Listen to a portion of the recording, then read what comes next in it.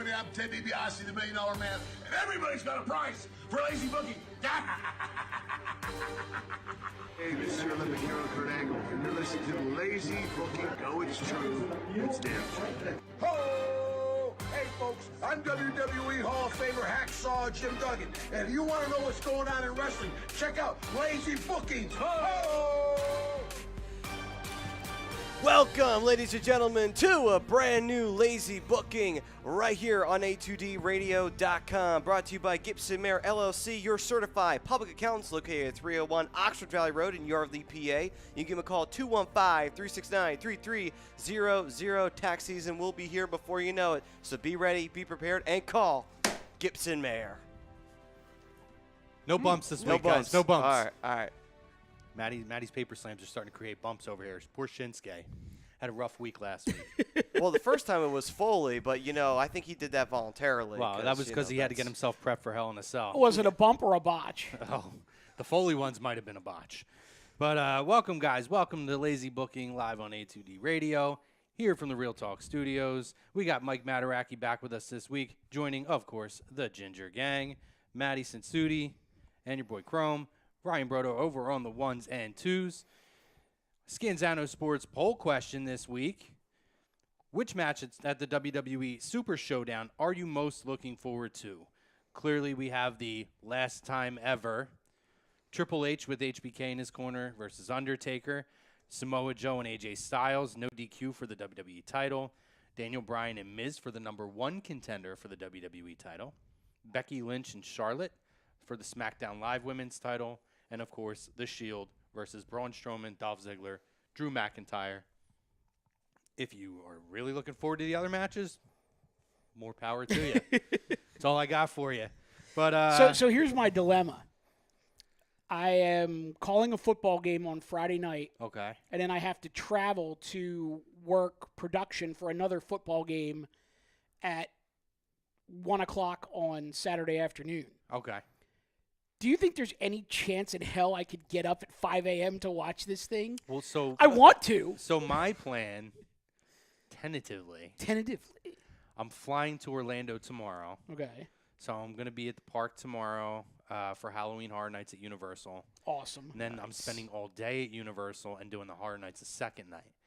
My plan, because I have to get up early to go to the park anyway, is to maybe wake up at like 6 and just kind of put it on wherever it's at that point. While I'm getting ready and just kind of watch it out, because the park doesn't start until, or I don't think it opens till about 8:30 or 9 o'clock.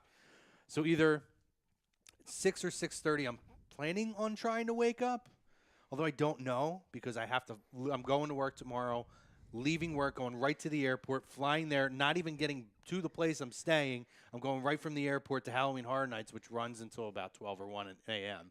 See, now this is going to be real This rough. is why we get along so well, though, because I kind of see where you're going with this. Yeah. And that was my thought as well, is that I could just get up and sort of put it on in the background as I'm doing the breakfast and the shower and putting on the semi-dressy clothes and whatnot. And absolutely. And then if there's I'm sure I'm going to have to wait in a couple of lines. So if I don't get to pay enough attention to the more meaningful matches, I can use my time in the line. I have a charger that I have a watch it on your phone. I have a portable battery charger that literally gets 6 full charges when you drain your phone down. I've tested it. Sweet. Down to 10% and then charge it back up. So I could get plenty of phone juice in order to do this. So, that's Maddie, important. do you have to work Saturday? No. Oh. Maddie, don't spoil it for us. Are you going to be getting up at 5 a.m.? No. So you guys are in complete luck. Maddie's like, yeah, I don't even know what that looks like. Yeah. Oh, no, I know what it looks like only because I've stayed up till that point. Yeah, Maddie's like, will I be getting up at 5 a.m.? No, because that will mean that I will only have slept for 45 minutes. But we want to welcome the Instagram fam, Periscope, YouTube, and Facebook, obviously. We're looking forward to talking to you guys tonight. I'm actually looking forward to the card, by the way. Oh, yeah, absolutely. There's enough meaningful matches in there. It's just going to be a pain in the ass to watch. Yeah, for sure. I don't know that I expect any title changes, to be honest, and we'll dig into that as we go down the card. But I think that there's a lot of really good quality matches here, and they'll get something meaningful out of it, I think, from particularly from Daniel Bryan and Miz. We're finally going to take, at least for a little bit, take that into a different direction. Yeah. I mean, the best part about it, too, even if you don't get up at early in the morning to watch it, as long as you stay off social media, which is easy for me to do. Yeah. All you have to do then is just, okay, go onto the network. I'm sure they'll have it ready to go and just watch it from the beginning. Well, what's amazing is as much as I'm on social media. You're like, yo, can I get a spoiler-free Saturday? But as much as like I'm on social media, when I don't want something spoiled, I've gone 2 weeks without seeing something and avoiding it on social media. That's as much as I'm impressive. on. Yeah. So like if I get up, all it is because you know me, I'm a selfie whore and all that stuff. I'm sure I'll take pictures at the parks and I post them as the day goes on. But I just won't look at my news feed. I'll go on, post my stuff. I'll look at my notifications for my stuff and avoid everything else until I get through it. Okay, so let me The only way it's spoiled is if any of you assholes send me a message or a text message. So let me ask you guys a question, and we'll ask this to the family and the nation as well. Is it acceptable to consume a WWE pay-per-view on audio only? Because here's where I'm going with this. I think it could. I could conceivably run my phone through the audio of my car. You could. And then when I have the 2-hour drive down to Baltimore to work the game on Saturday, I could listen to it on the way down, and I can listen to it on the way back, basically picking up where I left off on the way there, and can get 4 hours of the show in the car. I just won't be able to watch any of it. Now, do you remember WWE Radio was like a thing ever so briefly? It Matt, I know was. Ryan might not even been born when that came. What year were you born again? 96. You weren't, because this was like the I was going early. to say, I do not remember it. This, Yeah. I think it was slowly dying when I was a kid, and then you guys are young. Damn, you're young too. Well, when I was a kid, it was like Not me, dude. I'm an old head. WWE's radio was really dying by the time I was like a Dude. kid, but WCW radio actually was trying to get going during that time period. Well, I remember. And you're not talking 1-900-909-9900. I remember. Scheme Gene. I had what they called like it was like a beach sports radio. Oh, I know exactly what It you're was talking like about. yellow. It was really durable, and it had the hot sweet cassette player on it that you could fast forward, rewind, and record. It was awesome, by the way. But I remember when they tried it out for a little bit, I couldn't always buy the pay-per-views, so I did listen on there. It is possible to listen to the commentary and enjoy it. I think it's going to be tough for matches like. There's obviously, let me say, there's going to be matches you're going to want to go back and rewatch. Sure. But could you listen to it? Absolutely. I think that they do enough on the commentary for that. Absolutely. Yeah, and it also depends on the commentators, obviously. I mean, if you have a good enough commentator, they could paint a picture and you don't really need to worry about Now, it. are they taking the entire commentating team, or are they selecting specific ones off? I just assumed that they were going to take both teams, and then whoever show the match belonged to is who would call the match. Yeah, and that's probably what's going to happen. Because realistically, Corey Graves doesn't have to move. And you could just roll, Michael Cole and Renee Young, and then Tom Phillips and Byron Saxton in, out. Yeah. No, that's absolutely it's a possibility. I think that's fine. We'll see what the fam says. You have a problem with him listening to it? No, not really. I mean, No. as long as you can see it in your mind, I think you'd be perfectly fine. Yeah, you're fine. Andy, So that may very well be how I consume this on Saturday. nothing wrong with that. Andy Ritter says, sorry for stealing your poll question again this week. Damn you, Ritter, and your stupid stealing ways. By the way, check out their show Mondays. Usually drops around noon on A2D. In this very ring with Jax and Ritz. It's a lot of fun, good show. Very different from ours, which is what makes it so even that much more entertaining. You get a different style and taste and great opinions on their show as well. I bring this kid in, and all he does Is steal is our steal our shit. bastards. Son of a bitch. Oh, and, There has been. and don't forget to call your mom and wish her a happy birthday. It was 2 days ago, jabron. Yeah, you jabroni. I'm with him. Which, by the way, there has been. So this is what happens when you know a kid from the womb, you know? We don't know yet, but there has been tossed around the possibility that he may be coming. So they're based out of Texas, right? Yeah. Houston area. Mm-hmm. He might be coming up for WrestleMania, in which we may do some sort of a cross-show thing, whether it's here or something that we pre-record in New York. Stay tuned for that. But they're great, man. Check them out if you guys haven't yet. Yeah, it's a good show. And Jax is a good dude, too. Yeah, yeah. We met them at Xfinity Live the day of Royal Rumble. Royal Rumble, yep. And, yeah, real good stuff. Their show's good. Good dudes. Yeah. Definitely check them out. Yeah, welcome to the fam. Frank Vespi says, hey, yo, sorry to bother you at work. Styles versus Joe for me. Mike Ray says Goldberg. Hey, Mike Ray, shirt. I'm representing. Unfortunately. He loves him some Goldberg. Does he? He does. Who the hell loves Goldberg?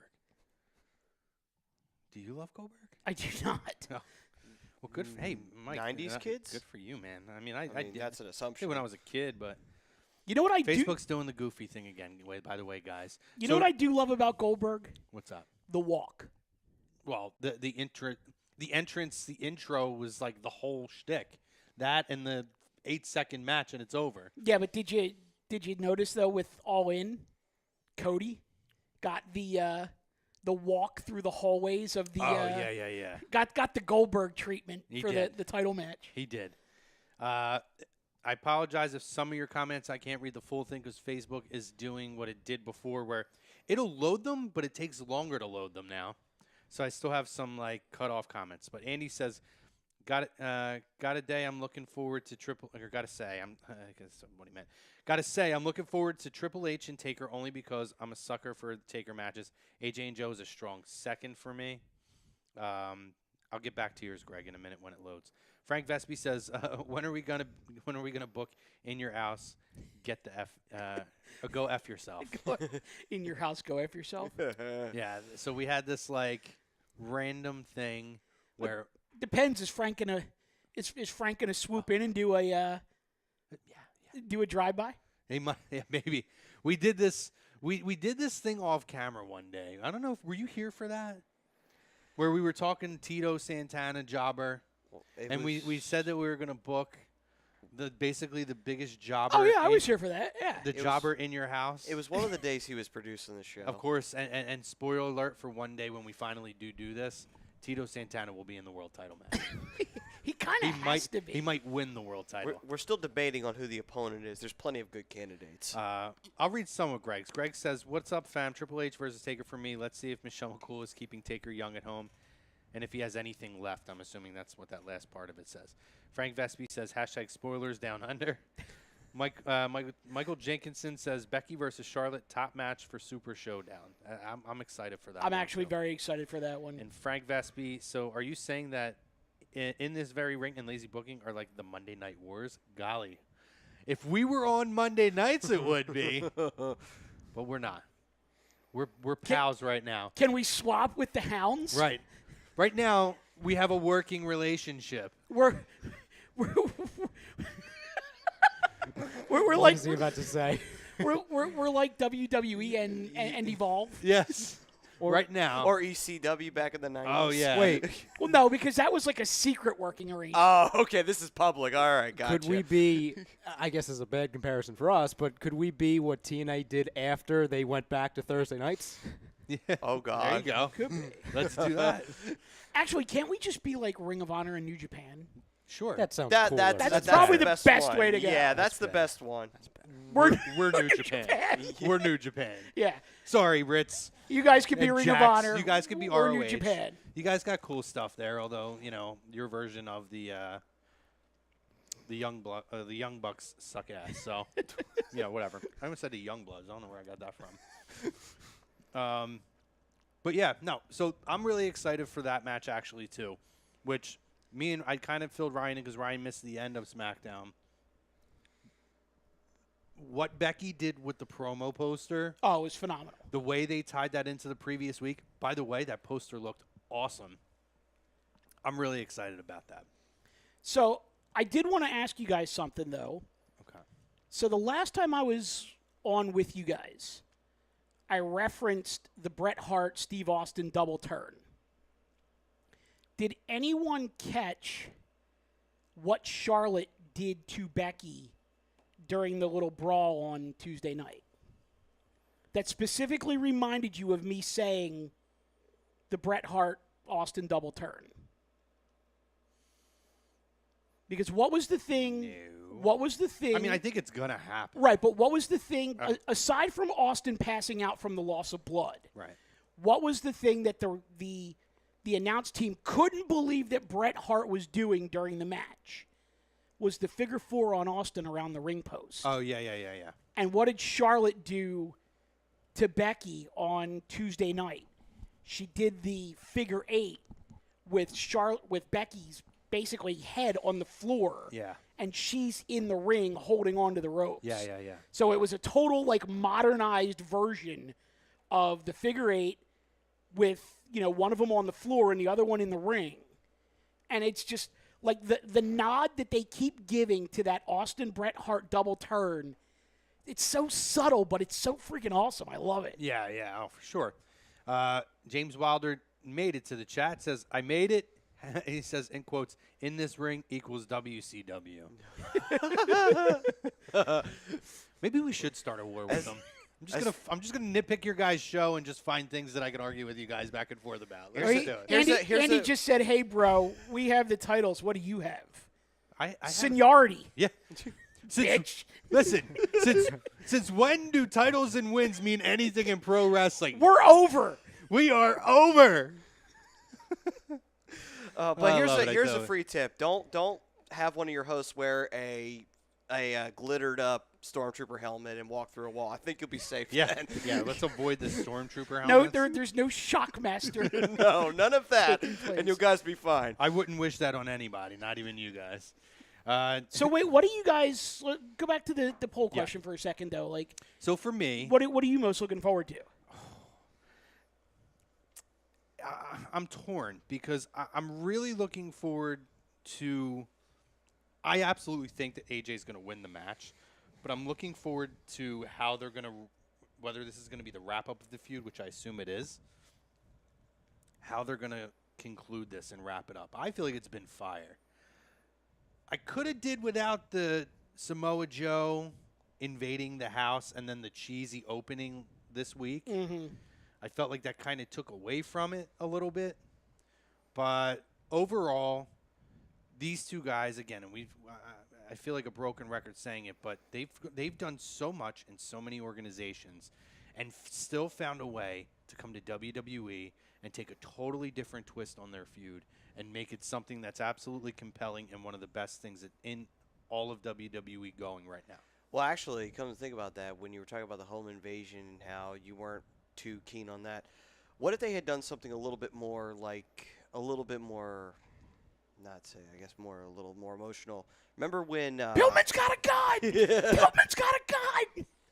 I don't know if that's as more emotional as it is shock as the shock jock right there. That was actually the last home invasion that I remember. I remember watching. Well, there was a few others. I mean, Triple H did the one thing with Randy Orton where he tried to take his head off with a sledgehammer. And didn't Edge slap Cena's dad in his own home? He did. That was right before Unforgiven, I think it was. And then he lost the match. But what they could have done, they had the Undertaker burning cross on somebody's lawn, didn't they? That was the McMahon house? McMahon's That was house the because I don't consider the McMahon house like a home invasion, though. No, because honestly, they're inviting it. Come on in, pal. Yeah. Let's go swimming in the backyard. By the way, I want you to burn a cross on my front lawn tonight. Sorry about Pat Patterson giving you the wedgie over there. I was just going to say, I'm just sitting out back with Pat. Jerry's over in the sauna. Jerry's flipping burgers for us right now. Do you like a medium rare? Pal. So let me ask you this, though. Would you guys be disappointed if this continued on? No. You know, what I would like to see them do, I know that they really want AJ to break that record with Brock, but it would mean a lot, though, if he was able to win the belt because he's in AJ's head, and then AJ can come back later and get the belt back from him after the fact. That's just the only reason Joe got it was that he was able to basically get AJ off his game, completely off his game. Isn't it weird, though, and this is one of those times I'll definitely agree of the pettiness of WWE, where they were so desperate to get Punk's name off of that record that while they're building AJ Styles to that record, they let Brock they break it still first. had Brock break it first. Yeah. And in a way that, for all intents and purposes, it was very detrimental to the company in a sense of, like, your hardcore fan base became very disengaged for a period of time. Hey, Ryan. Sir. Real quick, if you have the ability to do it, can you get the start and end date for Brock's title reign and then the start date for AJ's? Yes, sir. Because I want to figure out how much longer AJ has to go to break it. Because I have a theory. All right. See, I always have theories when I always come have for a you theory, guys. I know. I could just see Mikey And I dig it. Mikey's just there, just with his like plans drawn out, and he's just got a notepad filled Mikey's like, with I have a theory, and he theories, throws he's out just his got- Mike Mataracky's list of 1,000 theories. Well, you know 1,001 theories. No, 1,002 theories. Theory number 1. But no, you know how, like, some people have their dream jobs and Sure. whatnot. Like, you know, I do a lot of, like, side projects in, like, broadcasting and behind the scenes with football and stuff like that. But honest to God, like, no bullshit. My dream job would be to be a writer for WWE. Oh, me too. Would be phenomenal. Me too. No pun intended. It's literally, it's like the cross of, like, entertainment and sports. And I feel like I have the same kind of a personality. Like, and that's why we do this. That's Yeah. why we talk about wrestling all the time. But there's so many creative directions that you can go in, and sometimes, like we see, some hit, some don't. But it's just, I feel like having that job, not just working for that company, but having that pressure of listening to the viewers and almost on a weekly or bi-weekly or monthly basis. Creating. Just constantly creating based off of what you just saw in reactions. Like, that sounds like the most exciting job to me. I thought you were going to read the YouTube. No, I was just going to ask, why Society, is that before or is that the start or the end? Anyway, so the theory is What's up, Why Society? Yeah, what's up, dude? The theory is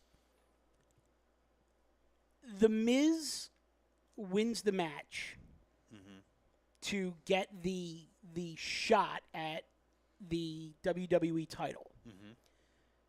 AJ retains. They very casually set a date for the Miz's title match to be after AJ breaks the record. Right. And they don't even acknowledge the record until he breaks it. And then Miz can start on the whole path of, you know, I'm going to defeat the longest reigning WWE champion, blah, blah, blah, whatever. I mean, While AJ is retaining at the Super Show, Joe gets quote-unquote injured. So they do a little bit of an injury angle, and Joe kind of disappears for a little while. The match comes. AJ, well, but see, he can do house shows and stuff like that. And if it doesn't happen on TV, it doesn't happen on, you know. That's true. That never happened. So the match comes. AJ and Miz. Joe interferes in the match to cost AJ the title. The belt switches feuds from AJ and Joe to Miz and Bryan. But the Joe and AJ feud just picks up and just keeps right on going. I mean, they could definitely find a way to do that, something similar to that. Sure, I wouldn't have a problem with it. I do feel like right now you need a little break from it, but which is and that why would- I'm that thinking allows the it, right. injury angle maybe. Yeah, and real quick, just to go back, it's not that I hated the home invasion angle. I hated the follow-up of it, which made me dislike it. a little Oh, bit. okay, gotcha. The cheesy page coming out, and the authorities were called, and I assure you that charges were filed, but AJ said, no, I'm dropping the charges. It was just so weird to me. I don't know. I didn't get it. It was unnecessary. So Why Society said January 16th, 2019 is when he would break the record. So Okay. Coming up. it's a couple weeks before the Rumble. And he also said, keep in mind, WWE said the Mixed Match Challenge Finals will be at TLC, so I bet he doesn't defend at that show. So it actually makes sense that if he doesn't defend against Miz until the Rumble, Yeah. then yeah, it actually all makes perfect sense. Thanks, guys. Appreciate it. Why is this Ryan, you're off the hook. Ryan's like, damn it. I'm still searching. Come on, pal. I was so right freaking- there. I this thing's- had it. I had half of it. This thing's like starting to freeze Well, on me over here. you had the Lesnar part, right? Yeah, I have the Lesnar thing on What here. were the dates for Lesnar? April 2nd, 2017 to August 19th, 2018. So it was WrestleMania to It was beating Goldberg to obviously losing to Roman. right. Yeah. So it was WrestleMania to SummerSlam, basically. And Okay. probably a whole six. Did Six, he get to six five, defenses five, in there? 5 or 6 defenses in between. Remember back in the 4 day? of them to Roman? Remember back in the day when the kayfabe storyline used to be you had to defend once every 30 Every days? 30 days, yeah. Isn't that crazy, though? And listen, I've gone over it numerous times, my hatred for Brock Lesnar as champion. Isn't it crazy that from WrestleMania, almost 2 years ago now, beating Goldberg, to this past SummerSlam, in that you go through another WrestleMania and then 2 SummerSlams, you only defend the freaking belt 6 or 7 times, and most of it's to Roman. Like, isn't that just freaking crazy? And he doesn't have a match on Raw. None of it. And he has what? Maybe 8 appearances on Raw. No, you're absolutely right. Like, what is that? Like, kudos to him because he made out great. But God damn it, what do we do? You know what I'm saying? It's the Yet he does the run in at Hell in the Cell, and the place pops like I know. crazy. Yes. So give me the dates again. What was the start date? Just give me the start April date. 2nd, Of 2017. 2017. Okay. So, after that, Brock's pay-per-view matches are a little more than you would actually think. It's just because he was never on TV. It feels fewer. 9. He had Great Balls of Fire versus Samoa Joe, still one of the greatest pay-per-views and names of all time. And a great match, by the way. Oh, phenomenal. Actually, it wasn't a bad pay-per-view in general. He had. Actually, no, it's not as many matches as you would think. Back down to 4. Well, And it says like Brodo gets the win. It has listed some of his like matches, like Road to WrestleMania in Chicago and stuff. Oh, so I'll that's a take house. those out. Yeah, those are house shows. All right, SummerSlam versus Braun Strowman, Roman Reigns, Samoa Joe. Mm-hmm. So that's 2. No Mercy against Braun. Not a title match, but a it's pay-per-view match Styles. of AJ Styles. That's fine. Royal Rumble, Braun Strowman and Kane.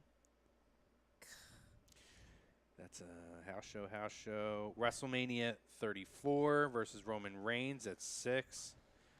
Greatest Royal Rumble, 7. And then he dropped the title. 8 pay-per-view matches in that time frame. I rest my case. I digress. He didn't even So hit that's double digits. what, like 8 matches in 15, 16, 17 months? Give or take one every other or every third pay-per-view. Funny is in a different era that would be considered the Normal. norm. Did he have the UFC That's fight in the been middle my of that? No, that was before. That's been my argument for him, is that this was the norm in the 80s and early 90s. They did house shows, though. But, did Hogan defend the title on WWF Superstars? No. Did Bret Hart or Yokozuna defend the title on Wait, WWF hold on one Mania? second. Or So- Action Zone, Bret Hart did. Why Society? Give me, because he's doing all the research for us now. Yeah. Give me the. He's our stat boy. Give me the. Thank you, man. All right, Statistician. so Appreciate it.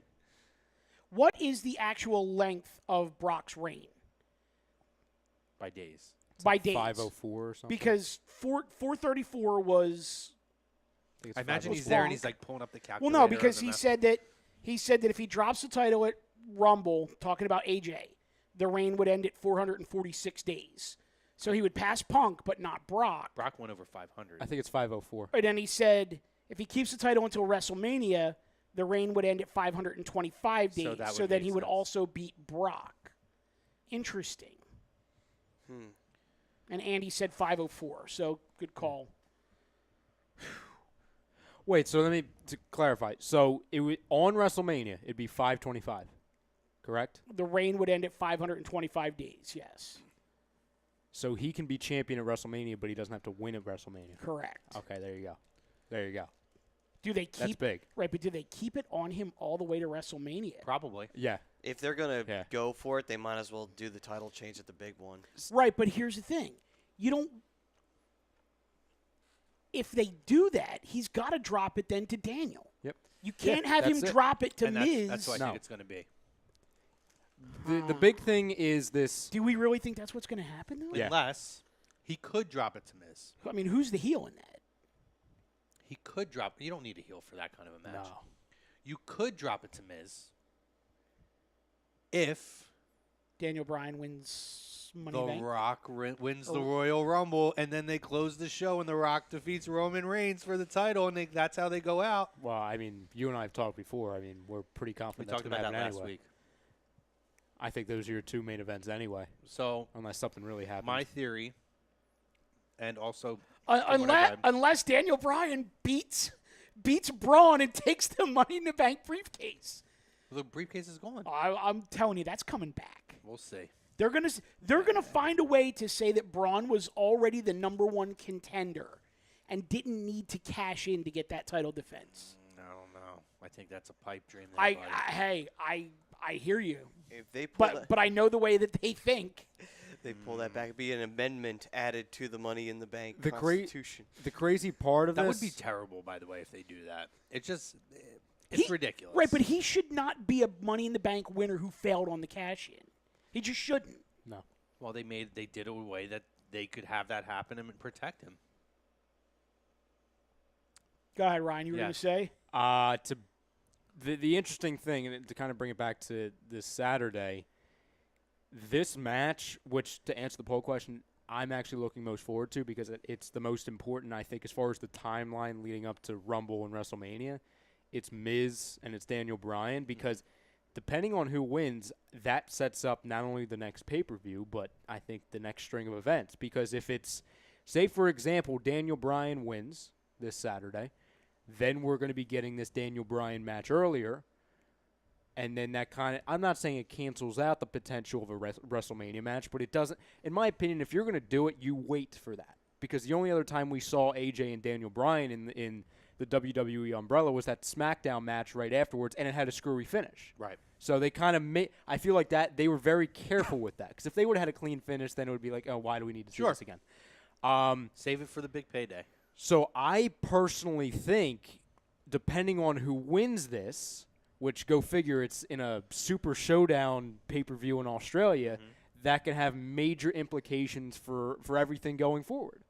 Well, that's part of the reason why I believe that Miz is going to end up winning that because I think that Bryan's going to be the WrestleMania. That one. Styles versus Bryan versus Miz. Bryan wins by pinning Miz, still giving him the feel-good moment, and it protects Styles. Yeah, I mean, I wouldn't hate that either. And they love triple threat matches at WrestleMania. So And then that would set up a 2 to 3 month feud between AJ and Daniel Bryan afterwards. It could. Could you see a AJ Styles heel turn after that? I'm not recommending it, but they can go in a way. But where see it's a great question, but I don't necessarily know that he has to go full heel because he's one of the better tweeners I think who's out there. Oh, he is. He could definitely be a tweener, but are we? And I know this is a total shot in the dark here, but are we missing the possibility that they could take one of the greatest heels in their company right now, being Miz, and do a face turn with him? I don't know. Because I wouldn't be happy. The only reason I ask that is that if it does go to WrestleMania, there's a huge backstory there with him. You know, they never said that I could do it. They never said that I could be the main event at WrestleMania, and then I did it, and then I fell all the way back down the ladder, and now here I am, however many years later, and I'm back in the main event at WrestleMania, and I'm doing it again. And they could try to turn it into a feel-good thing for him. They could also make him a cocky cocky ass bitch with it too. I just think he's so good at what he's doing right now. Oh, It fits I the do too. bill. Absolutely. I think that main event heels, and I'm taking Randy Orton out of this. Okay. I think that you need to have more main event heels, and right now, to me, it's Joe and it's Miz, and everybody else is on the next And step. I don't disagree with you at all. The only reason that I bring this up is you look at like what's going on with Total Divas and Total Bellas, and to me, those two shows have actually turned the Bellas almost into heels. Whereas you look at Miz and Mrs., and Miz is like the ultimate babyface. Yeah. So it's you watch that show and he becomes so likable that Oh yeah. But I think the thing is too is that there's a lot of people who just hate the Bellas in general. So I think that that's the major reason why they're so hated. Miz, I think that because people, with the belief of kayfabe is dead, they realize that, okay, Miz is just an asshole when he's on camera. When he's off camera, this is him when he's off camera. Well, I haven't talked to you guys since the whole Liv Morgan incident. Yeah. I will just say that, accidents happen. Liv kind of didn't necessarily take the kicks the right way. But if there was any one person that an accident was going to happen with, I have zero shock that it was Brie Bella. No, I agree. Yeah, we had a big thing about that. Yeah. That was a whole segment. Oh, I know. Yeah. I know. I haven't been here with you guys since. No, and you're right. And that was the argument I was making was that everything went on to Brie Bella. And accidents happen all the time. Why is it all of a sudden it happens to Brie Bella and it's the biggest thing and she needs to be fired? Or David Roscoe was saying she needs to apologize to her. Why the fuck does she have to apologize to her? And we talked about it. We went back to when Dusty got followed by the Horsemen and beaten in a parking lot. And even as recently as Eddie Edwards and Sami Zayn, where Eddie Edwards got hit in the face in the bat by Sami Callihan. Or Sami Callihan, yeah. Right. Sami Callihan, everybody knows the story, was distraught backstage, but they went and kayfabe in front of everyone. They turned it into something. It ended up kind of being a revolutionary moment for Eddie in his career. Well, Again, it's just look right in the backyard. You had Seth Rollins injure Finn Balor. Yep. Seth Rollins injure Sting. Nobody was calling for Seth Rollins to be fired. Well, there were some, but There were a nothing few. like that. in Nothing particular, on there that was a level. legend who actually was calling for him, but that was a different story. Who was that again? Brett. I know it. Yeah. I just wanted to hear somebody say it. You know, Douche. he shattered John Cena's nose all over his face. This is John Cena took it and kept going. I'm going to take this moment to drop in my weekly. Bret Hart is the most overrated main event superstar in the history of professional wrestling. Good. We can continue now. Your promos for Miz to build that, though, Right. he says it now repeatedly as a heel. The exact same thing about how he was pushed down and he had to come out and he takes everything now. And he uses that whole talking smack segment as kind of his relaunching point in his heel promos now. And the thing with Miz, he's so good that people absolutely love this guy now because of you know what kind of a guy he really is. But he's so good at what he does that when he's in front of the camera in his character, he still gets intense heat. So is that the answer to the poll question for anyone though? I mean, That was Ryan's. It's Ryan's. I haven't heard any of the fam bring that one out though. Yeah, I mean it's kind of swaying me a little bit to reconsider that as maybe more. If they just kind of talking it out a little bit more. If I had some sort of guarantee that the women wouldn't play a part in it, and it was just going to be them two in the ring, I don't feel like they going are. at it. I feel like this is going to be a shining moment for Miz. I'll tell you why they can't. And you know what? I mean, WWE, they'll do whatever the hell they want, obviously. They can't have the women get involved because it's a number one contender match. They can't do it. And the reason why I'm so, like I said, I'm so looking forward to this match, not because of the feud, because I think the feud has really lost momentum. Like they just went the wrong direction for me, and I think they went too long with it, to be honest, which I never thought I would say because we've been waiting for this feud ever since Daniel got back. Right. I look at it as, like I said, there's so many implications following this match of what it could. I mean, honestly, if we leave this pay-per-view with Miz the number one contender and AJ stole the title holder, that does one of two things. That seemingly ends the Samoa Joe feud, and then that tells all of us, the audience, that, okay, Miz versus Styles is going to be the next 3 pay-per-views. Mm-hmm. That's just going to be the thing. If it's Daniel Bryan versus, I mean, I don't think it's going to happen, but the ultimate swerve could be Samoa Joe and Daniel Bryan. And then AJ Styles could somehow win it back in the next 3 months. I don't think that's going to happen, but there's just so many ways that the 2 main matches on that show can go over on SmackDown. It can literally just lead the charge of the next 9 months on that show, just off of one match. Here's the funny part, actually, and it's actually kind of sad, but remember where you were talking about the pettiness of having Brock Lesnar break that record from CM Punk. It's kind of a shame because you kind of feel like you already know the result of Samoa Joe and AJ Styles, and it's kind of sad a little bit because he's like, I'd like there to be at least a good 50-50 chance that Joe would walk out with the belt. But you feel like, no, because they really do want AJ to surpass Brock. It's kind of sad. I hear what you're saying, although Ryan kind of hit on something interesting there because could you see the build-up to a Daniel Bryan Samoa Joe feud? That'd be nice. With the footage from PWG, with the footage from Ring of Honor, with the whole... You know, if you thought AJ Styles and Samoa Joe had history, you haven't seen anything yet, even though it would be bullshit. We know this. But they could spin the hell out of a Daniel Bryan, Samoa Joe thing. Well, and that would be, I actually think that'd be very interesting. That's what I want the most out of any outcome, out of the 4 or 5 out. You know, that's the outcome I want, but it's also probably the lesser chance out of anything, unfortunately.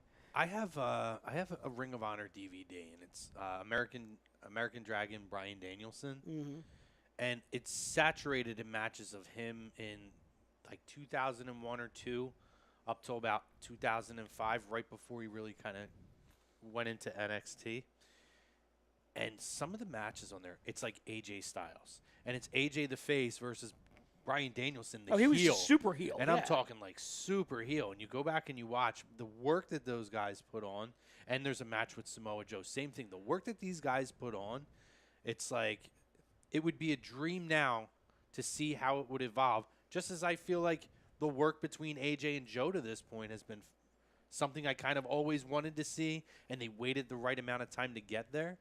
I don't think it's an aberration that they gave us immediately when Bryan came back the tease of an AJ Styles, what it would look like to see those 2 guys in the ring, and then broke that off immediately with a schmaz.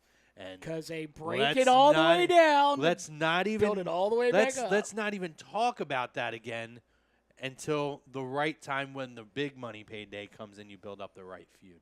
I think that him and Samoa Joe would be absolutely spectacular as well. Just hitting on what you said there for a second, I bet you there is a lot of people that don't realize that Bryan Danielson worked heel for the majority of his career before he came to WWE. That is a fact. It wouldn't be outside of the realm of possibility to see him turn. It really wouldn't. Nope, not at all. I still mark the hell out for the final countdown.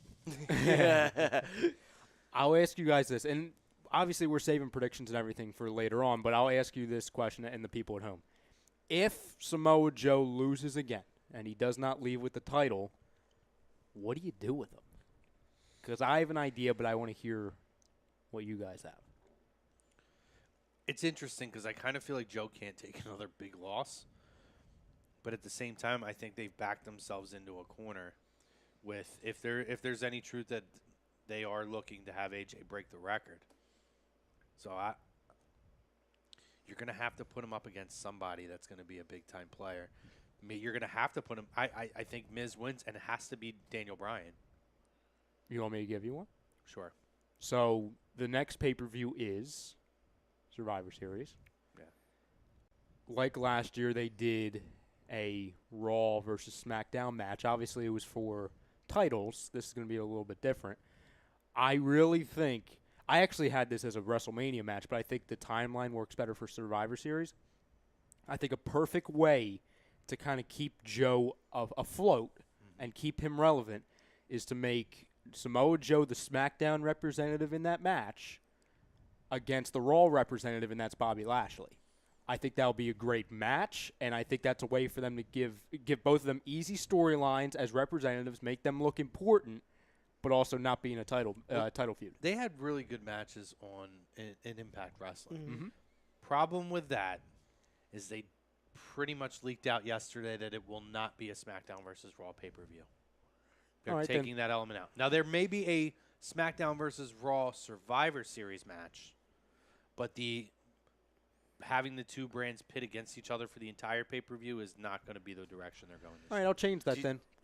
WrestleMania, that's the match then. I'll just say that. But no, you can. But if they do a Raw versus SmackDown match, They could definitely be that. featured guys on there. Okay. Absolutely. How great! I think that's an important role. If they have it to just that one match, Yeah. I think that takes on a very important role. Yeah. That is a big highlight for them. How great would it be though, within the framework of that match, if you have a Raw team of, say, Lashley, Bobby Roode, Elias, Kevin Owens, and Finn Balor. Say one more time. Lashley, Bobby Roode, Elias, Kevin Owens, and Finn Balor. The feuds that they could come out of Survivor Series with, with those five on the same team. Just, guys blaming each other for, not carrying their weight or holding you down or whatever. It's probably all guys, with the exception of Elias, who really could use a shot in the ass as far as their character now, too. Finn Balor, to me, is prime suspect number one with that. Yeah. He has really fallen from grace to the point where, it's almost a fast-forward match at this point. Yeah. Still hasn't had a bad match, but there's no storyline to it. And what absolutely killed him, the guy who kills every feud and everybody's momentum, Baron Corbin. The worst. That was the worst feud. Constable Corbin? No. Interim acting general manager of Raw. Forgot about that. I do have some on Facebook, too, but go ahead. With Joe, do you see him maybe taking over the United States title? So that way he can have a belt and he can be facing off with people. You can actually have him wrestle Daniel Bryan with the U.S. title on the line, because since Daniel Bryan wouldn't be number one contender, there would be interest around the secondary title, and it would make Joe, it would prop him up importantly as, okay, he kind of reinvigorated the belt, because unfortunately the belt kind of took a dip this year and hasn't recovered yet. I kind of have a feeling that Bryan's next feud, though, is going to end up being Randy Orton. Oh. They kind of teased it where Orton was behind in the backstage. What was it, earlier this month? It's October. Early in September, kind of looking from backstage, and I think it was while Bryan was in the ring. They never really did anything with it.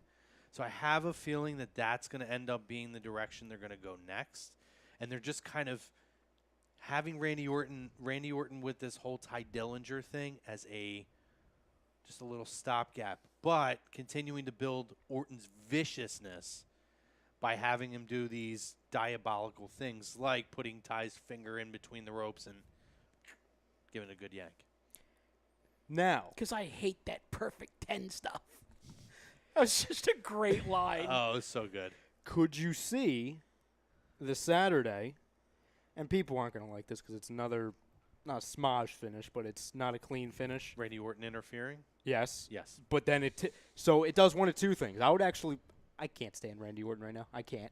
But I would actually. Doing a good job. No. Like, I can't, it's just not doing on his anything. job. Oh, see, I love Randy Orton as a heel. I think this is great. It's the best he's been in a while. I can't. Anyway, I digress. My point is, you have him interfere in this match. Miz gets the win. It doesn't continue this Miz-Daniel Bryan feud. It kind of leaves it on the shelf, like they always do with these things. They can revisit it at a later date if they need to, and then Randy Orton and Daniel Bryan start to feud. And then Miz can go on and face AJ Styles. Yeah, I could say it. I have a feeling that Orton might interfere at the end of this match. and that's going to take Bryan finally away. Miz defeated Daniel again. And I think Daniel will get back there, like we talked about at WrestleMania. That's going to be his opportunity. Whether or not Miz is going to be included in a match with AJ and Daniel at WrestleMania will be a different conversation down the road, but I have a lot on Facebook. Go ahead. I'm going to run it down real quick. So we have... Oh, they're talking about our feud with In This Very Ring. There is no feud. It's only been teased. All right. So James says, Wilder asked where Ritter was, and he said, I jumped back just for you, and here I thought we were friends. And then he says, James says, when Miz was chirping the Winnipeg crowd getting booed, I couldn't resist yelling, show some respect, Winnipeg. I love them. I love them too. He says, haha, don't be a Bischoff and you'll be fine. Talking to Andy. And he says, exactly, I'm going to be me, and we're going to continue to bring our style to A2D. He said, I honestly love the banner between our shows as long as it stays friendly, LOL. And he says, they're talking about it'll be friendly. It stays friendly until I sneak up from behind and hit you with a That's right, chair. hit you with a chair. Or better yet, I get your brother to turn on you and do a moonsault off the couch, which has happened before. And he said, I don't see us having a disagreement, but I would love to work an angle with these guys. Oh, there we go. Let's get our creative juices going. James says, Undertaker's the greatest character and wrestler of all time. He says, I'm the biggest Taker fan I've ever met. You said that last week, right? Yes, sir. The Rock is the best mic man ever, but deserves to be booed anytime he decides to be good enough to show up to WWE event. I disagree with that because The Rock is the greatest man on earth right now. But James says, nah, he's fantastic on the mic, man, and he's a crowd favorite. People are always going to love seeing him in person. He's like one of those people. Well, you know The Rock's our future president, I can't. Yeah, I know. Ryan, here's one for you from Y Society. Hit me. What's with the guy behind the camera not liking heel Orton? Are you one of those weird casuals that only cheers for the faces? No, he's not. No, he's not. But No. would you like to address? I don't even know if I need to address. It's just But why don't you like heel Orton? I guess is the I kind question. of want to know Because- why I don't like heel Orton. because I've seen there's nothing different. I've seen the schizophrenic Randy Orton that's so unpredictable. I've seen the legend killer. It's like, what are you going to do next? It's not his fault. Are you just waiting for him to punt somebody in the head again? Yeah, it's just That was his- predictable. but It's just that's- predictable. see, You know what I mean? However, though, when he was punting people in It was the his head, that was the though, best he that ever was his was. best feud, especially when he had Legacy helping him and backing him up. I through feel like this everything. is a way to get back to that, but almost more sinister, and it's almost more like personalized with every person. It's not I'm going to punt everybody in the head. It's I'm going to stick my fingers in Jeff Hardy's gauges, and I'm going to which, by the way, that was disgusting, by the way. That was you literally just like skeeved me out. it was like one of my favorite and most squeamish moments in WWE in the last 10 years. No, well, I was just going to say, why society? My point is, it's not his fault. The reason why I don't like It's not my fault. exactly, it's not Randy Orton's fault. My point is, Come on. Can anybody besides Chrome name the Gene rest? Snitsky. There you go. Snitsky. Snitsky was a point on our show a couple weeks ago when you didn't show up. I know what inspired 'Cause he's it. getting I ready to watched that retire. episode. It was when it was the debut, or it was the in this day in wrestling history. It came up a few weeks ago where he punted the baby. A little known fact when you're talking about punting, I believe his son plays wide receiver for Kutztown. Really oh my god. fascinating. Yeah. I would like. Let's go watch him. No, but real quick, my main point is Go that ahead.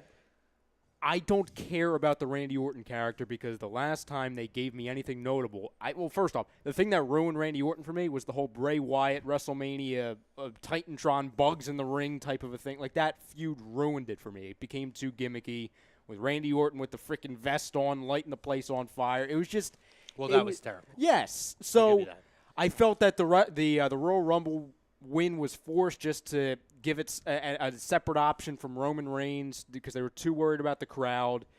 There's just so many things with that. I don't dislike Randy Orton. I just think what they've done with him is awful because I think he's capable of a lot more. Going back to that Royal Rumble, the mistake they made was that Wyatt should have won the Rumble and Yes. Orton should have won They the got it. championship. They got it backwards.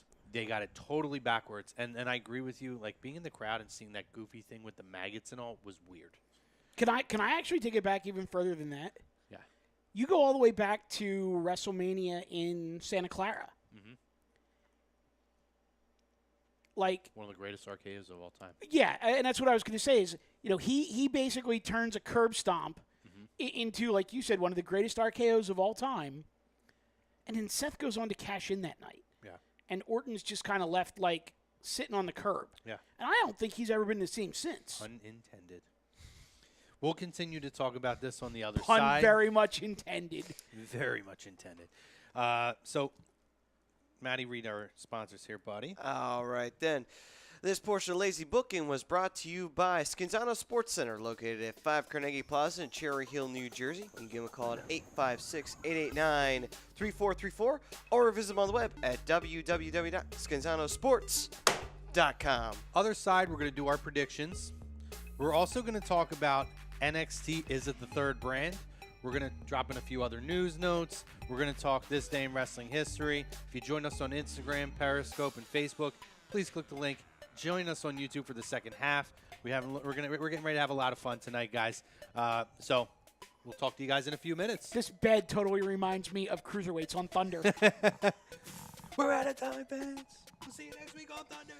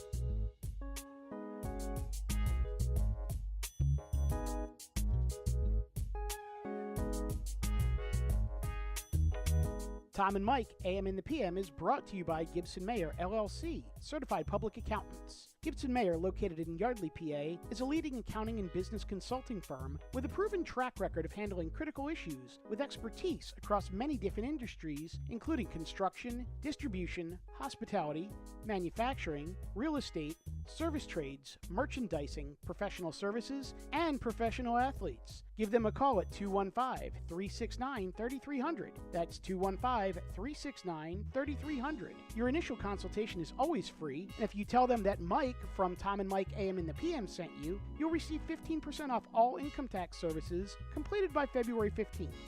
That's Gibson Mayer, LLC, Certified Public Accountants, 215-369-3300, or visit them on the web at www.gibsonmayer.com. That's www.gibsonmayer.com.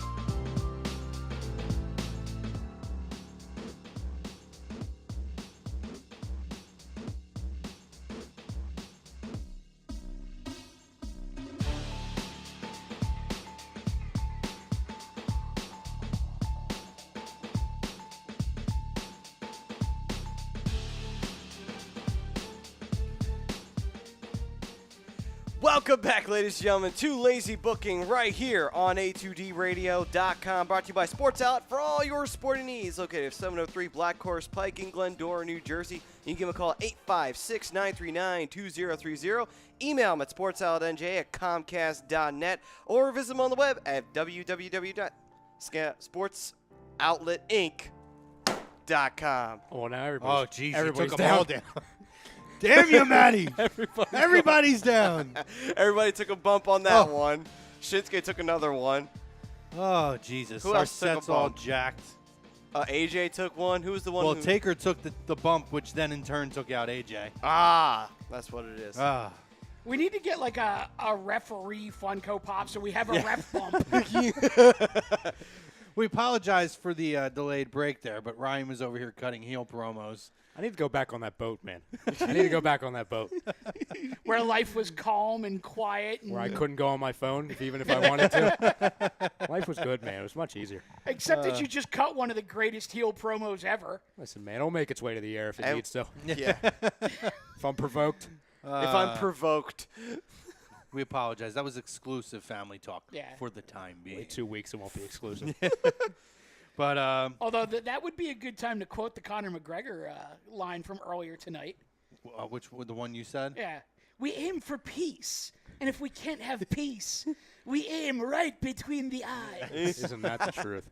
Isn't that the damn truth? But welcome back, Oh, guys. it's true. It's damn true.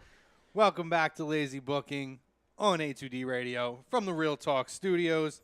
The Ginger Gang, Mike Materacky, and Mr. Ryan Brodo over here on the ones and twos. Our Scanzano Sports poll question: which match at WWE Super Showdown are you most excited or looking forward to?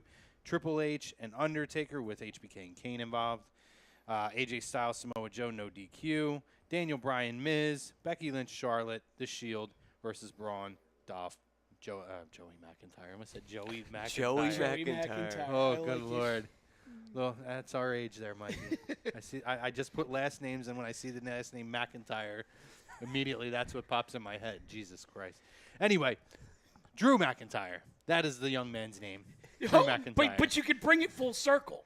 It's Drew McIntyre, Joey McIntyre, Joey Mercury. Joey Mercury. Who's probably the booking agent for Drew McIntyre. Which is probably true. It all So makes it all sense co- now. It all comes full circle. Not Joey McIntyre from New Kids on the Block, from a different band, from the three-man band. Drew McIntyre. But, guys, good stuff. So we're going to continue. We're going to run down the card. And then we're going to talk NXT, a little NXT talk, more of a broad conversation. James Wilder inspired us on this conversation a while back, and we decided to bring it up tonight. Ryan, let's start going through the card. Let's throw out our predictions. All right, so we'll start with the Cruiserweight Championship. It is Cedric Alexander defending against Buddy Murphy. I think it's going to be Cedric Alexander right now. Isn't Buddy Murphy from Australia? Yes, sir. He gets the win. Agreed. You think? I do. Yeah, they Typically, like to play off hometown people don't win No, in their hometown. Hometown people drop their titles in their hometowns. But, because we've seen Sasha drop one in Boston, and we've seen Charlotte drop one in quote-unquote Charlotte. I think Buddy Murphy gets the win. I'll tell you why I think. I'm sticking with Cedric Alexander, but I'll tell you why in a little bit. All right. I was going to go with Murphy. You're going with Murphy? Murphy. Murphy, okay. All right. We'll go to the next. I'll get to it. From one Australian to two Australians, Yes! And this is why. the Iconics versus Asuka and Naomi. And this is why, because I believe that there will be a win for somebody from the homeland, and I think it's going to be the Iconics over Asuka and Naomi. The reason why I say, trust me, I mean, I don't think both Australian groups are going to get the win. The reason I do, actually. You do? I do. Yeah. Okay, I hope so, obviously. Tell Chrome the message that I sent you the other You night. want me to read it? Yeah. Because I don't want to paraphrase. No, you go right ahead. And this is now, mind you, I haven't talked to Brodo in like 10 days. So go ahead. Well, hold on. Before you do it, intro it like the anonymous general manager of Raw. Make it official. Oh, I don't have that sound. No, I wish Dean. we still had it. I got to find. Oh, there you are. By the way, I wish I responded to you, but we were in the mix of a crisis during that. Well, this is while you guys were on the air with Birds of a Feather. Oh. So he texted me while I was running around here. Oh, the other night in when circles. when we were frozen on the camera. We were in the and mix we of had a the crisis. Logo. Yeah. He said, and I quote, And I quote, I love it. Peyton Royce, currently in the ring, and always in my dreams. End quote. Nice. I like it. I'm a fan of that comment. I think in this pay-per-view, there's going to be 2 title changes. Okay. And I think the Cruiserweight title has to change for that to get to number 2. Okay. I will say that. So that's why it flips for me. Okay. So this match between the Iconics and Asuka and Naomi, who do you have? Asuka and Naomi, because they need it more. Okay. Which is crazy, because I think the others need it. I would say I'm gonna go Iconics. Yeah. I'm sticking with it. Iconics. I think all the Australians get wins. I don't. It's because you're a heel. I don't. And if I'm calling anybody a winner, first of all, we're all winners when it comes to Peyton Royce. I'm going with the Iconics.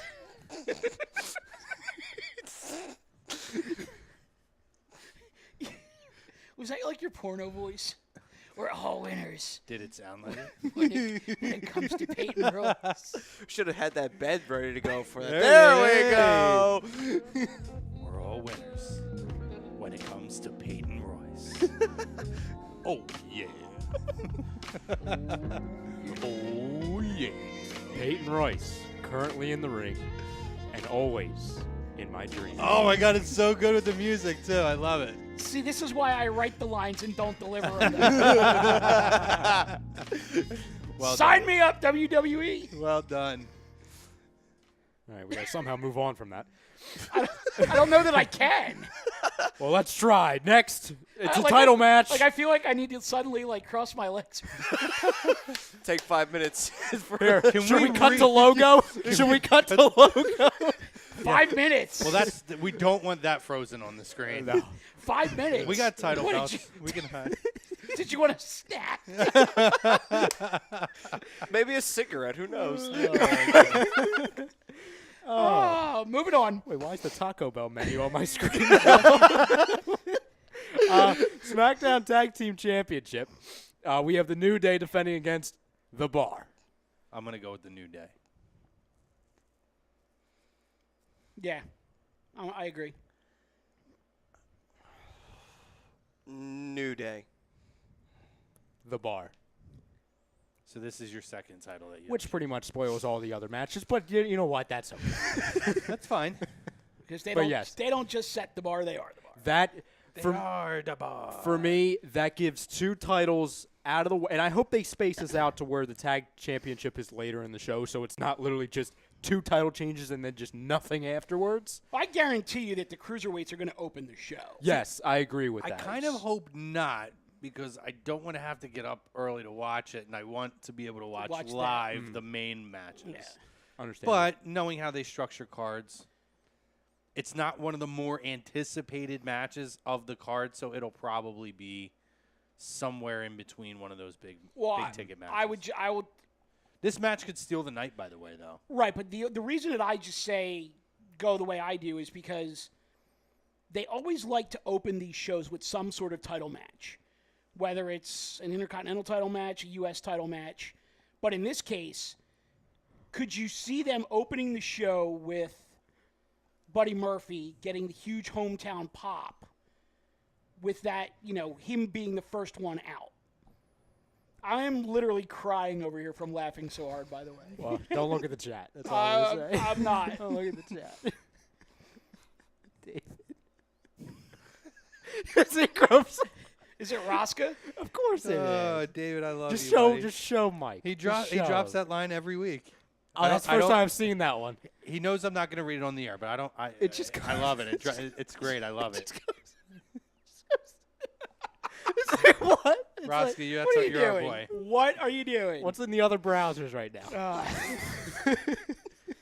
You're great, Roscoe. I love you, buddy. Did we all give our predictions For the for the bar? We all said New Day. You said the bar. You All said the right, bar. moving on. Oh, to this Well, match. a couple I'm going to read Oh, here. I'm sorry. We have Rosca's comment, and then we have Andy Ritter says Peyton Royce is absolutely glorious to look at. Totally agree. We've gone there with me already. Why Society says I'm happy because Undisputed Era has a bunch of new merch. He goes through all the merch, and he's waiting to get the hat. Andy says, all right, boys, got to step out. Have some customers walking in. Have a great rest of the show, and y'all should submit predictions. By the way, I tried to today. Let me know if you got them. I don't know if they went through or not. I could do it again. But he says, how epic would it be if our title showed up on your show? Go sell a car, jabroni. David Rosca says, everybody loves Peyton Royce and Mandy wait a freaking minute. Rose. Hold on. You've heard the term used car salesman before? Andy is a used car salesman. Yeah, my man. Actually, he's a new car salesman, but that's neither. It doesn't fit the storyline. Yeah, listen, we semantics. We take liberties here. And Why Society says, I see them opening with Naomi and Asuka versus the Iconics. I could see that too. Can we all agree it's going to involve a hometown superstar? Yeah. Okay. They're gonna I agree with they're gonna want to get the crowd hyped up pretty quick. Frank has a response with a hashtag with David Rosca's comment. that. All right, next. Next. To one of the, I want to say, most predictable matches on the card. John Cena and Bobby Lashley versus Kevin Owens and Elias. Yeah, John Cena and Bobby Lashley. Which Who gets the pinfall? he is creepy to look at right now, by the way, John Cena. Have you seen like the pictures that he's released of his new lifestyle and like The I one have not. in like Asia where he's trying the street food. Did you see that well, video? I've heard that he's like releasing those like pictures or videos or something, but have you seen like the actual like shirt off pictures of him working out? Why, no. is he huge or is he getting like super thin? Super thin and like veiny, and his hair's like somebody said that they look like they photoshopped JBL's hair on his head. It was pretty funny. Oh my God. Is he trying to like get back to like a competitive bodybuilder? I don't know if it's that or maybe he's just clean eating now. I don't know. I'll have to look at that. I'll show it to you when we get off the air. To answer your question though, Mike, Lashley, On who? Elias. See, I think it's Lashley on Owens. Yeah, I think it's going to be Lashley on Kevin hope Owens not. too. I hope not either, but Yeah. As long as it's not Cena on Owens. Who do you think it's going to be? I'm gonna say the winners of this match. It'll be whatever team Cena's on. Who's going to get the pin? On who? You know, since it's a big show, I wouldn't be surprised if they let Cena get the pin. I wouldn't either, but I think I'm thinking around where you were at. I think it's going to be on Owens, but although I mean Elias right now, I don't know that they want to start knocking Owens down again. well, what I was going to ask you is, I don't know. do you think there's any chance, even though it's a big show? You know, everyone says, you know, John Cena never jobs, but John Cena always jobs. Well, he has the last 3 or 4 years for sure. So any chance that Cena does the honors maybe for Elias? I would be totally fine with that. I would like that. That could work. I like just don't think they that's make happening. great. like they make Bobby Lashley look strong as hell, but at the end of the match, you have John Cena taking the 1, 2, 3 from Elias. The reason why I don't think that happens, two reasons. Number one, I don't think they bring Cena back for this one-off to get pinned. And on that, I don't see him getting pinned unless it's going to lead to something. You know what I mean? A greater picture, which I don't think this will, to be honest. And that's fine. But I agree. If that it's happens, sound, I'd be, it's sound logic. Yeah. But to Chrome's point, he has been doing the honors quite a bit lately. Yes. Yeah. Roscoe apologized for his comment. You don't have to apologize. No. We found it great. I'm just. It was highly entertaining. I just don't read that on the air, but you could still comment it. No, feel free. That was pretty funny. It's pretty funny. Why Society says Leo gets in the ring when the ref isn't looking and gets rolled up because the ref thinks he is Lashley. There's a little bit of a size differential. Yeah, that would be a real stretch. I mean, I know the refs are usually supposed to be blind. I They're think booked that Leo. way. Leo. See, I think What do you Leo go- what do could you play guys- a part in distracting for them to get the finish. My only thing is, you don't usually see that in a John Cena match. Right. So I don't know that they're going to go that route with Cena being involved. What do you guys think of Leo in that role, by the way? I'm for it so far. I mean, I think it's a work in progress. I agreed. But I think what I don't like about it is I don't know, are they doing it because they don't believe that Bobby is a good enough talker? Because if that's the reason why, they clearly didn't watch any of his Impact stuff. Not enough of it to know how to use him. Because he could talk in the right. I mean, his promos with Roman, we talked about it all the time. I thought his promos with Roman were great. You just take the goofiness out, take the smile off of his face, and let him come in and be, walking Armageddon or the Dominator, or whatever the fuck they want to call him. Let him be that. Agreed. He should just be an ass kicker. 100%.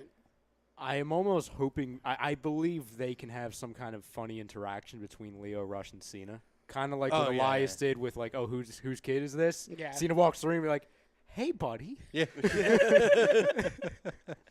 Are you Australian?" That would be great. I love that. Oh my God. Just remember, That's awesome. He was just like, just remember, hustle, loyalty, and respect. Yeah. Do not give up on your dreams. All right, moving on.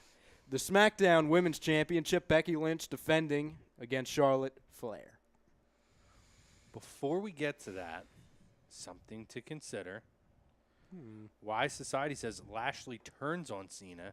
Cena takes the pin. For them to go to the next level with Leo, they need to be a heel duo. I don't disagree with the second part. I just don't know that they're going to necessarily turn Lashley on Cena. I like the idea. The reason why I don't say that, don't think that happens. I think they're going to do a heel turn in another tag match on that same show. So I don't see them doing it twice. Okay. No, Brodo, there you go. Sony Michel to the 1 yard line. Do they let him finish it off? No, of course not, because I'm watching. No, it's going to be like a fade to Gronk. Gronk, Yeah, do of it, course. baby, do it. What a tease. Yeah, 14-yard run down to the 1 yard line. Up to 2 points. Here we go. He says, well, the New Day did the roll-up spot once, and Woods is a lot smaller than Kingston. That's not even a close comparison, though. You're talking about a dude that's almost as big as Brock Lesnar to a guy that's about as big as, what is Cheeseburger, that guy on the Independence? Oh God, from ROH. Like that's not even close. You can see them. You could see where they could make that mistake between Kofi and Woods. You didn't see them do it with Big E and Kofi, though. No, not at all. That's what you're more looking at the comparison of. You But know, I like I do like the idea of potentially doing something with Lashley and Cena. It gives Lashley another very meaningful program to work. I don't know that Cena's going to be around long enough, though, to do it. Like, I feel like Cena's just being brought in. Is that him? Not be short. Nope. Was Short. that him? Was that him? It was him, but he was short. Oh, they're going to give it to is freaking it- Rex Burkhead. is it just me, or Now, since you Burkhead's made that out for the comment, season. I now All right, well, want to they see won't give it to him. a matchup between Leo Rush and Cheeseburger now. Oh, God. High flying. What? Oh, you're going to go to the card? Oh, I did. I said the next one. Oh, I thought you were going to read it again because I didn't even hear which one you said. Because Becky Lynch defending against Charlotte Flair. Oh, for me, it's Becky Lynch. I don't think that they're. definitely Keep it, Becky. You could. The What was hell? that? Somebody farted into the mic? That was my headset. Oh. bro. Hold on. Against the chair. Hold on, Brodo. I think you may have it. Is there going to be a late signal? No, they're marking him short. I can't. I'm surprised they're running the football this Fourth, much. fourth and goal, you know what this is. This is a Brady quarterback sneak. Lazy Bookings turn into live reactions. Live Thursday reaction night to Thursday night. That's because 3 of the 4 of us are like our football fan- junkies. it's our fantasy football junkies right football now. junkies. Philly special. Here we go. So It's Becky. It's it's absolutely Becky, it's and Becky. I don't think they're going to do Charlotte's heel turn yet either. I think they're going to wait on that. I think that was what you called. That was the Brady sneak. I hate you, Brady.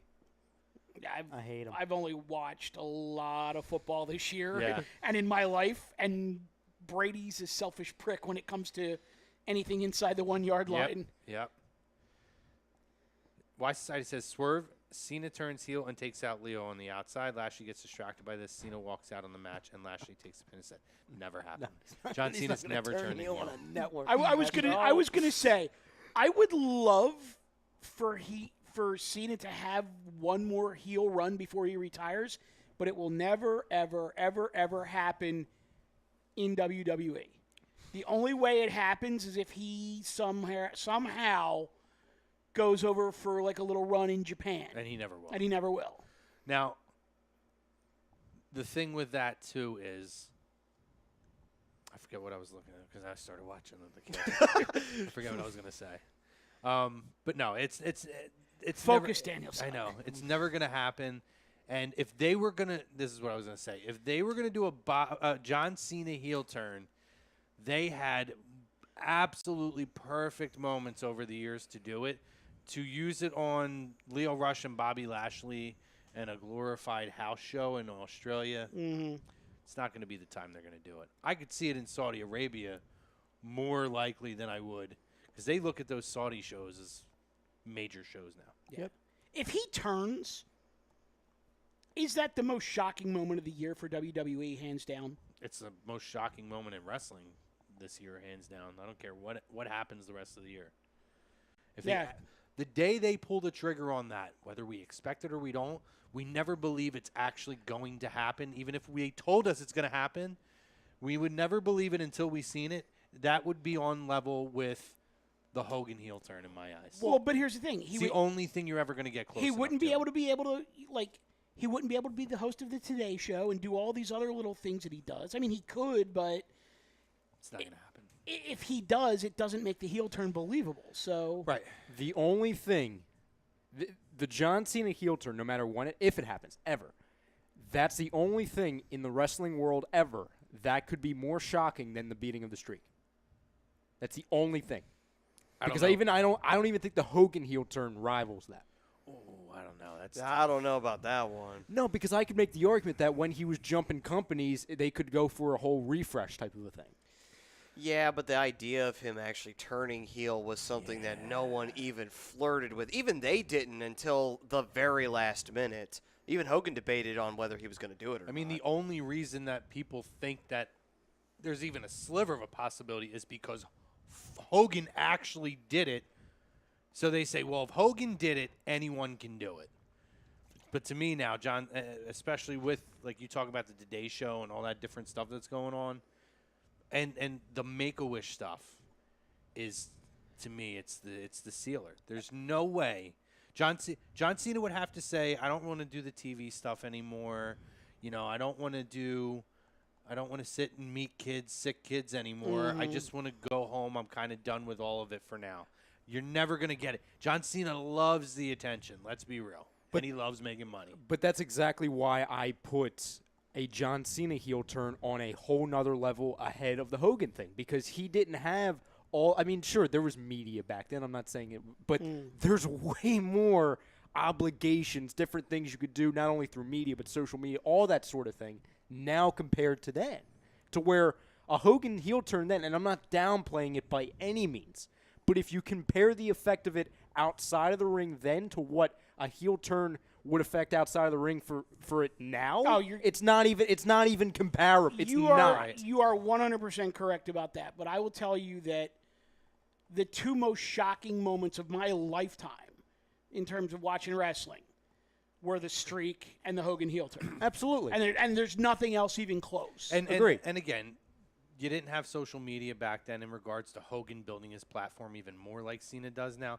And again, if someone had to be the pioneer and had to build himself over such a body of work to get to that level, that it's only even a thought for Cena because Hogan did it. Because I could tell you back then, there was nobody on the planet, nobody who ever would have thought the Hogan heel turn would have happened. Well, Hogan never even got booed. Like as a heel, or as a babyface, Hogan never got booed. Well, they try to say, I don't recall this, and I was old enough to definitely remember, that he started getting booed at house shows in the South. I don't remember that at all. But And maybe because of the social media thing, we never heard about it, but that was the claim. I mean, is there a possibility there's truth to it? Yeah, but that's a big, like, word of mouth kind of thing because, like you said, there was no internet back then to prove this.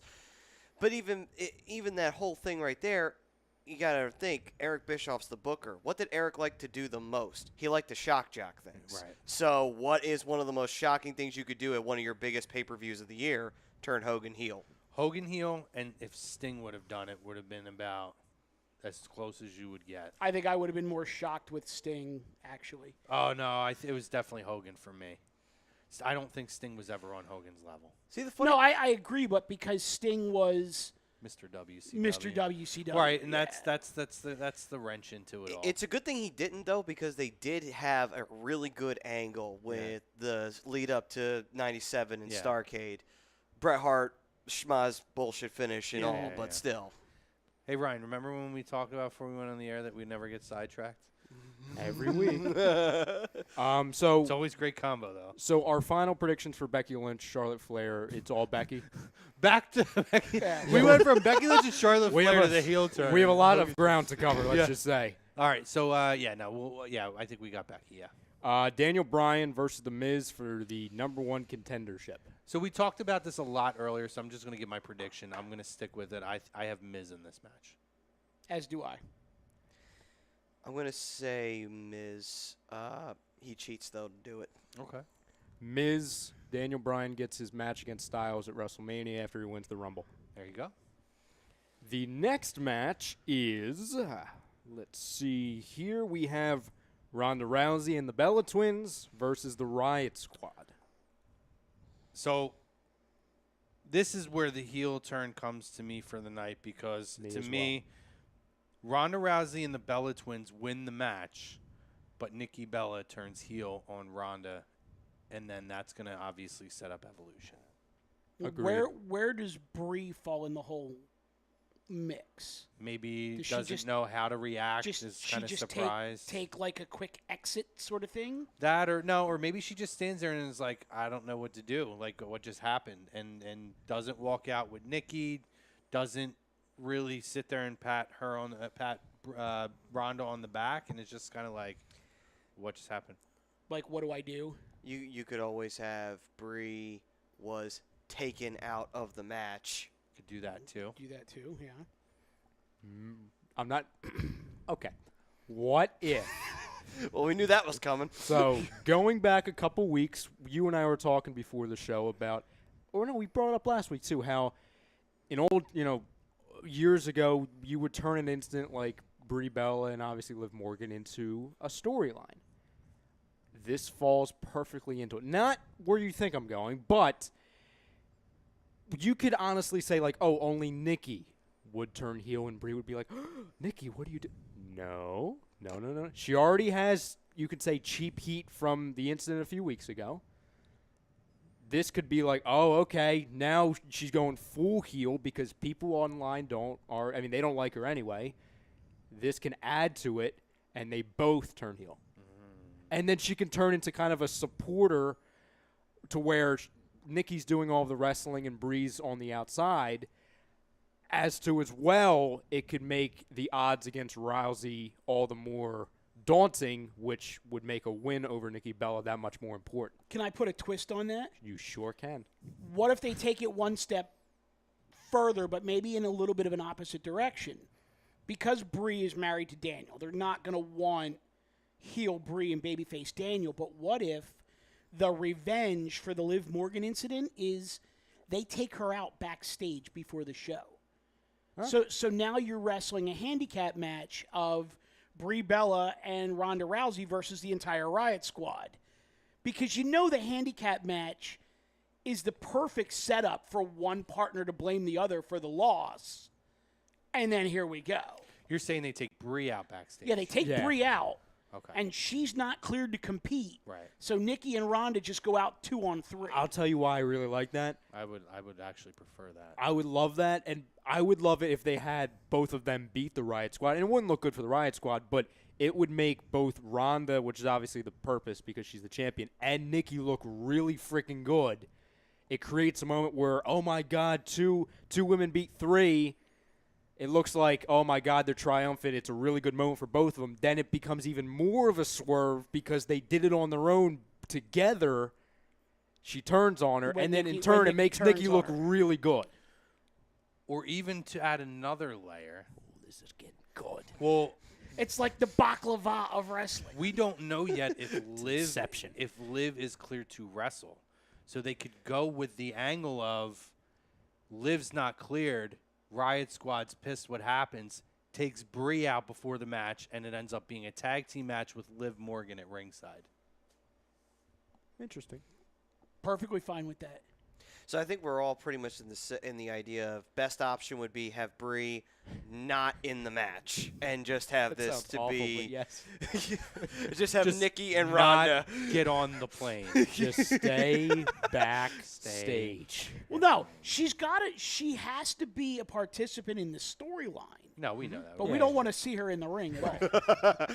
Come on, Nikki. And if you're going to be, do not go for the suicide dive because that's the last thing we need to see you do again. What? Okay. But now here's the thing.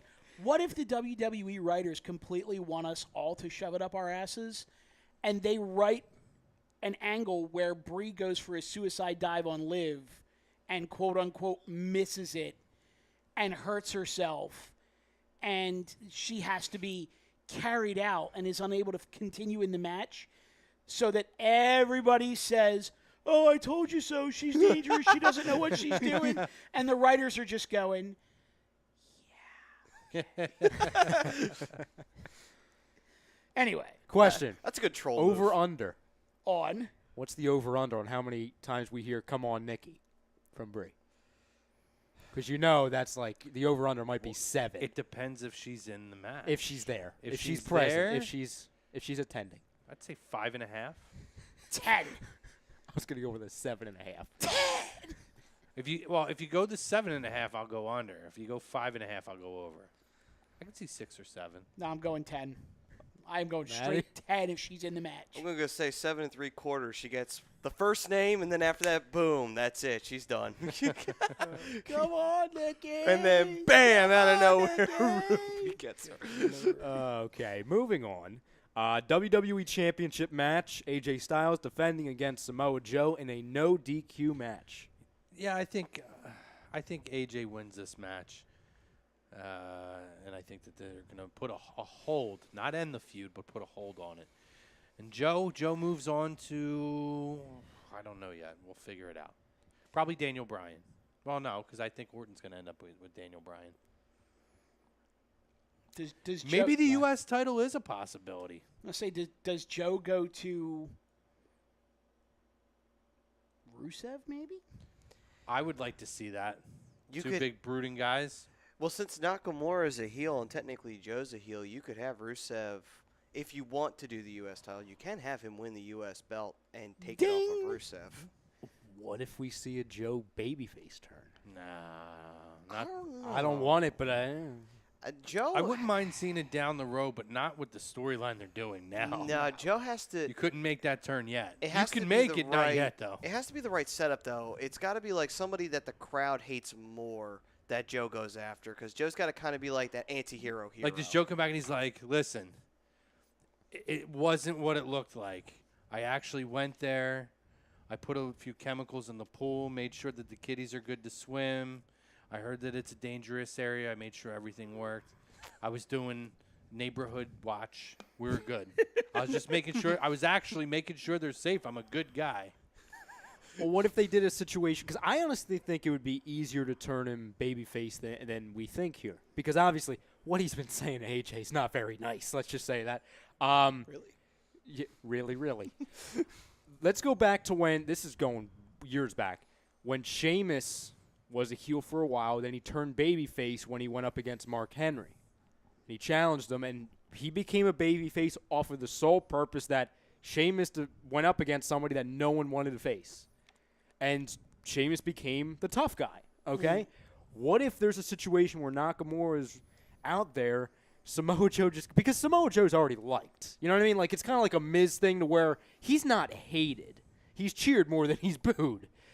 where Samoa Joe just comes down the ring, starts making all these insults at Nakamura. In turn, he gets cheered because Nakamura is a heel. Yeah. And it's just off of that. Oh, and they have footage of Nakamura and Joe for the NXT title that they own that they could refer back to. Yeah. So I think it's possible. Man, how thin is SmackDown? Trying to think of who Samoa Joe could go against. Well, that's why I was suggesting that the U.S. title go on him, only because it would give him something to do if Daniel Bryan is not in his near future. How great would Finn Balor look on the SmackDown roster right now? It would be a huge breath of fresh air for him. That's a guy who desperately needs to go to SmackDown right now. Two more matches to go. The Shield versus what are they calling themselves? The team of Braun Strowman, Dolph Ziggler, and Drew McIntyre. They're calling themselves something. Well, I think this is when Constable Connection? With the Monsters of something, I think. I don't know, but I think this is when that team breaks down. They kind of teased it this week with Dolph being the weak link. I think Dolph takes the pin. I think that maybe Ambrose gets the pin. And I think that the Shield wins this. Or they could do it where Ambrose getting the pin on Ziggler, to me, makes the most sense of the entire storyline. Right. Yeah, that would actually be the right move to do, is put Ambrose on the 1, 2, 3. Because Rollins and Roman really don't need to get the pin. No. I believe that the main spot in the match, they're going to tease heavily a heel turn for Dean Ambrose. Maybe it's a situation where Seth and Dean almost run into each other and they start pushing each other back and forth. And then quickly Dolph Ziggler, goes to do a counterattack. Dean Ambrose turns around, does the double arm DDT for the pin. Just a quick exchange, you know what I mean, where it looks like the Shield's going to implode, and then 2 seconds later the match is over. Mm-hmm. Where it kind of changes their minds of, oh, okay, we still have to win a match here. And then they understand, like, okay, we're good. We're good. I think the Shield implosion is inevitable, but it's not going to come until next year. I think they're going to drag this out for a while. Question for the group. Do we ever think that we could see a Roman heel turn? He already is the biggest heel in the company. Right.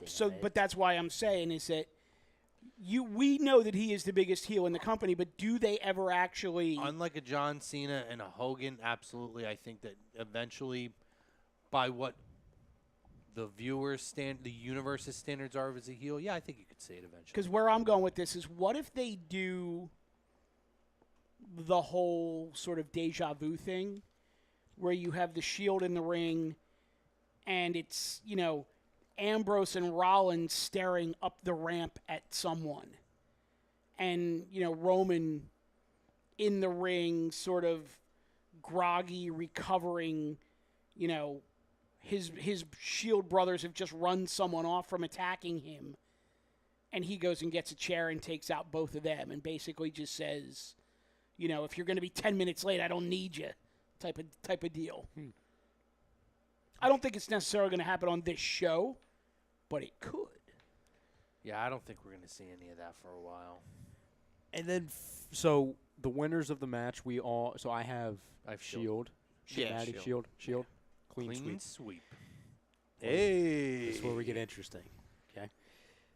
Triple H versus The Undertaker for another. What are they calling it? Once in a lifetime? I'm sorry. That was Cena last time ever. Quote, unquote. Once in a lifetime, last time ever. I'll believe it when I see it. Who do we got, gentlemen? Nobody. I'm thinking they're going to do a schmoz. Honestly, because they want to set up another match. Yeah, I'm going to pick a winner, and I think it's going to be Hunter. I think that we've seen so many of the Undertaker wins over Hunter. It's not a WrestleMania match. I think that Hunter's going to get the last laugh in a singles setting with Undertaker at this point. It makes the most sense that if Hunter's going to get that win back, to have it at this show would be the most sensible one. But you ready? Kane gets taken out. Hunter is holding the Undertaker. HBK goes for the sweet chin music. Undertaker moves. Sweet chin music on Triple H leads to a brawl between Undertaker and HBK. Right. But while that brawl is going on, Triple H recovers. Shawn then hits sweet chin music. Undertaker turns around right into a pedigree, 1, 2, 3, which sets up a tag match for Survivor Series. Yeah, probably have a ref bump in this match. Yeah, I'm sure at some point. So, I've come to, I've had an epiphany, let's just call it, okay? I've come to a conclusion about something. Remember when last week we were talking about if Michaels goes on this run past this, this proposed like tag one or match? two Yes, matches. kind of like a mini Goldberg type of a thing. And we talked about possible opponents. And I'm sticking with mine. yeah, you not like yours. I brought up Jericho as a possibility. I thought of another. Okay. But it ties into this match. I believe Triple H goes over, but help from Shawn Michaels. Triple H isn't happy about that. That then carries over to the tag. That then leads to a WrestleMania match for the last time, Triple H versus Shawn Michaels. Baldy versus Baldy. And I think there's a risk in this. I mean, there's a small chance this happens, but wouldn't you love it if that's both of their last matches? Yeah. There's very little chance it's Triple H's. Right. It would be amazing. I don't think it'll be Hunter's, but that would be pretty amazing. What's your guy? Because you said you had a name. So Get ready for this. This is good. I booked it. So Because I have one too, but go ahead. however this match ends, it's going to lead to a one-on-one match with HBK, which I believe will take place. Well, the tag match will take place at Crown Jewel. Okay. And then I believe that whoever wins in that tag match between HBK and Hunter versus Kane and Undertaker, Survivor Series will be one-on-one between HBK and Undertaker. And then let's say Michaels gets his win back against Taker. Okay. So let's say Undertaker wins this. They have the tag match. Michaels gets his win back against The Undertaker. Comes out the next night and says, listen, guys, you wanted the one more match. I gave it to you. It was a great thing, this and that. I'm a man of my word. My last match is Undertaker.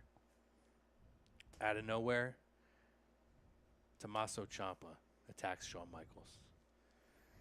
Comes up on the roster. It's actually really kind of scary how similar my guy is to yours. Yeah, but I think with the heat that Ciampa has. Oh, you're absolutely right. Comes out, destroys HBK, and just kind of stands there, walks out, doesn't say a word, and then he could go back to NXT.